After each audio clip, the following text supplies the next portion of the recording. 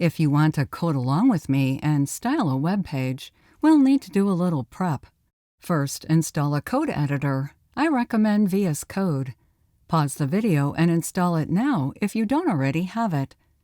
And install the VS Code Live Server extension so we can easily view our web page in the browser. We walk through how to do both of these installations in the Gentle Introduction to HTML for Beginners course.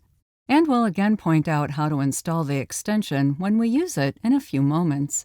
We'll also need a web page. To keep things simple as we're first learning, let's start with the minimal page. If you've been following along through the series, you've built the Virtual Pet Cafe website. We'll style that website in the next course when we learn about Bootstrap, which is a CSS styling framework. In this course, we'll create and style a simple HTML resume. Start by creating a working folder somewhere you can find it again, maybe on your desktop or in your Documents folder. Create the new folder and call it Resume. Then open that folder with VS Code. If you don't have the option to open with VS Code, open VS Code directly and open this folder from there. Here is VS Code with our Resume folder open. Let's close the Get Started page. Open the File menu and ensure you have Autosave checked. That way, VS Code will automatically save our changes.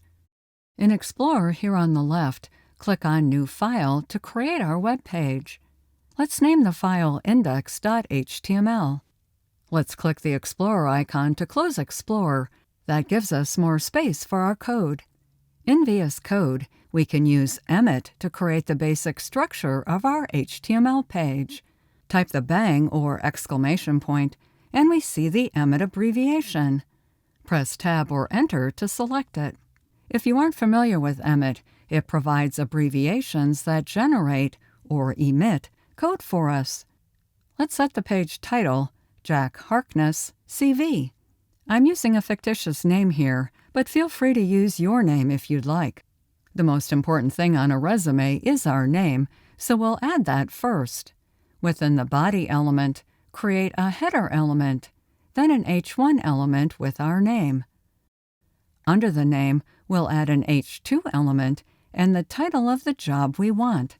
Jack wants to be a web developer. Next, let's add a main element and 2 paragraphs of text describing us and the position we're looking for. I'll paste in the text. Feel free to enter any text you'd like. Let's see what it looks like in the browser. To display the page from VS Code, we'll use the Live Server extension. Click on Extensions in the left toolbar and ensure you have Live Server installed. If not, search for Live Server here and install it. I already have it installed. Click on Extensions again to close the toolbar. When the Live Server extension is installed, we see a Go Live button in the bottom right corner. Click it to launch this page in your default browser. And there it is. The default browser styles aren't very exciting. Before we move on, let's arrange the windows to see the code on the left and the browser on the right. We now have what we need. Let's do some styling. Don't forget to like and subscribe.